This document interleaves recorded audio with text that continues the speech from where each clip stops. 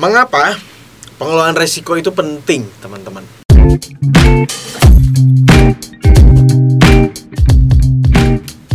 Balik lagi sama Chris di Trading Pintar. Hari ini Chris mau ngajakin teman-teman semua ngobrolin resiko. Kita pernah dong ngerasain yang namanya rugi, pernah ngerasain yang namanya floating minus. Sedih ya dengernya ya. Tapi paling enggak sesuatu yang seperti ini bisa kita ketawain. Tapi di sini Chris mau nyampein teman-teman semua kerugian-kerugian ini, teman-teman bahkan yang mungkin pernah ngerasain sampai MC ya, dari ratusan ribu sampai ratusan juta bahkan miliaran. Kita tuh perlu sebenarnya mendekati dan mengelola resiko-resiko ini supaya trading kita tuh bisa jauh lebih aman dan lebih nyaman, teman-teman. Untuk strategi pengelolaan resikonya dari Trading Pintar, pertama kita netapin dulu nih seberapa besar resiko yang bisa kita handle. Jadi setiap kita mau trading, kita mau entry, kerugian maksimalnya perlu kita tetapkan. Misalnya kita masuk 100 juta dan kita mau rugi kita 1% dari 100 juta, which is itu adalah 1 juta, teman-teman ya, untuk setiap kali entry. Kalau kita atur seperti ini, resiko kita kebagi sampai 100 kali trading, teman-teman. Nggak melulu kita akan dapat untung dan nggak melulu kita akan dapat rugi juga. Untuk pengelolaan seperti ini bisa mengecilkan resiko-resiko kita, karena kalau misalkan trade kita juga bagus dan untung, kita bisa profit dari situ, teman-teman. Dan tentunya kita trade dan entry juga perlu dengan analisa, baik analisa fundamental dan teknikal, itu jalan semua, teman-teman ya. Jadi kita entry punya dasar, jadi nggak asal entry. Itu yang pertama. Yang kedua, kita menggunakan SL dan TP. Jadi ada beberapa momen-momen tertentu ya, kadang-kadang kita udah analisa, kita udah entry juga, tapi pergerakannya luar biasa volatil. Apalagi mungkin pernah main di aset-aset yang rame nih, seperti emas contohnya, volatil sekali. Dia bisa gerak langsung sehari itu lewat dari 1.500 bahkan 2.000 pips gitu. Analisa kita kadang-kadang nggak sampai ke sana, teman-teman. Untuk menanggulanginya kita bisa pasang SL dan TP.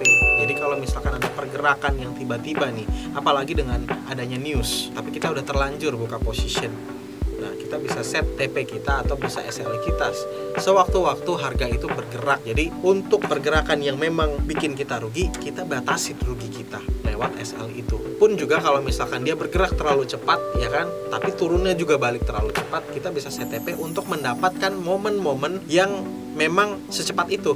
Jadi kita nggak bisa klik secara manual seperti itu, teman-teman ya. Itu untuk poin kedua, TP dan SL. Yang ketiga, diversifikasi, teman-teman.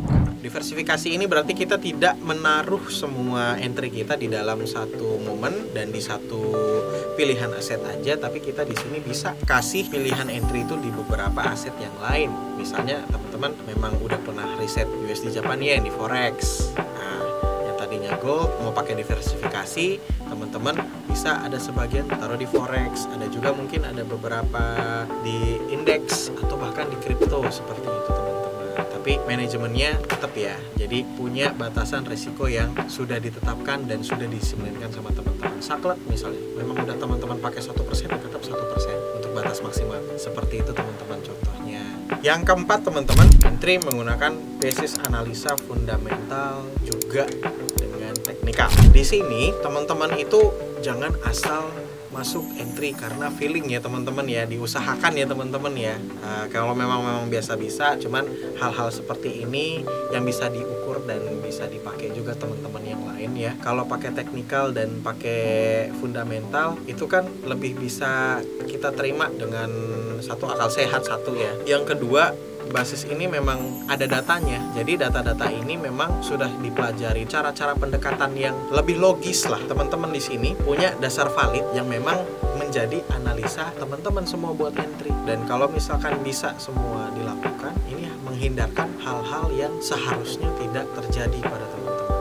Nah, di sini maksudnya kerugian ya, karena berdasarkan feeling, wah tapi kita nggak ngelihat berita, padahal kita tahu nih dan ada risetnya juga, berita ternyata jadi bensin penggerak volatil emas atau volatil forex teman-teman semua, aset teman-teman yang lagi ditradingkan. Main feeling aja, jebret, wah ini kayaknya buy, jebret gue entry buy lah. Ternyata jam 7 ada berita yang jelek buat US. Kebetulan teman-teman masang USD Japan Yen. Buy kan, berarti kan kondisinya di sini kita lihat dolar tuh lebih kuat, padahal berita lebih jelek. Ternyata pasar punya perilaku perilaku juga mendekati dengan berita yang rilis. Jatuh tuh. Tapi ini disclaimer teman-teman ya. Ini sebagai contoh cerita saja. Contoh yang tadi kita sudah pasang malah jadi boncos. Nah, kita nggak mau hal-hal ini terjadi. Jadi ada baiknya kita belajar dan kita melakukan pendekatan pasar melalui analisa teknikal dan fundamental. Seperti itu teman-teman. Dan yang terakhir itu yang kelima adalah money management dan penggunaan lot. Nah, di sini kalau teman-teman belum tahu, kita trading itu satuannya lot, LOT teman-teman ya, letter of transaction. Di sini kita underlying-nya berdasarkan unit-unit kayak surat pemesanan. Seperti itu teman-teman ya. Penggunaan LOT yang besar itu biasanya juga berpengaruh terhadap resiko yang kita tanggung. Semakin besar LOT, memang untungnya semakin besar karena barang yang kita beli itu lebih banyak. Tapi kalau misalkan terjadi kebalikan arah atau tidak sesuainya analisa kita sama pergerakan pasar, yang terjadi malah boncosnya yang lebih banyak. Penggunaan lot di sini saya pengennya teman-teman bijak. Jadi disesuaikan sama modalnya. Kalau modal memang kuat untuk menggunakan lot yang lebih besar, itu bisa, monggo silahkan. Cuman kalau misalkan memang modalnya yang dimasuk dirasa lebih kecil atau lebih memang tidak sebesar besaran yang masuk kayak jumlah pemerintah atau negara ya, yang lainnya bisa sampai triliunan, nah saya rasa sih LOT yang dipakai atau lot yang dipakai bisa dipakai lebih kecil. Seperti itu teman-teman. Dan money management itu pengaruhnya ya di situ tadi. Penggunaan lot untuk trading itu biasanya perusahaan-perusahaan punya batasan maksimalnya atau batasan minimalnya juga. Jadi kalau misalkan teman-teman punya dana tidak lebih dari 100 juta misalnya ya, mau penggunaan lot satu unit persis, satu lot untuk tradingnya. Nah itu saya rasa penggunaan yang terlalu besar. Modal yang dimasukin nggak nyampe 100 nih ya. Misalnya modal yang dimasuk cuma 10 juta, tapi mau pakai lot yang seukuran 100 juta trading. Nah, modalnya teman-teman di sini cuma 10 juta misalnya, tapi mau pakai lot yang sebesar bisa dipakai atau minimal pakai di besaran modal yang 100 juta. Kan itu besar banget ya. Dan pergerakan juga kan volatilnya juga kita cuma bisa lakukan pendekatan nih, tapi reaksi pasar belum tentu bisa sampai sana atau bahkan melebihi dari sana. Seperti itu teman-teman. Saya rasa kayak begitu sih nggak bijak.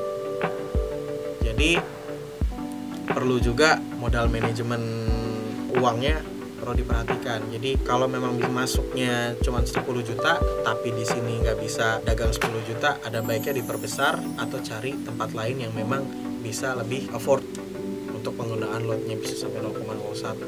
Nah seperti itu kan jauh lebih kecil resikonya. Seperti itu teman-teman ya. Jadi begitu teman-teman seputar resiko dalam trading. Teman-teman jangan lupa untuk perhatikan resikonya teman-teman masing-masing semua.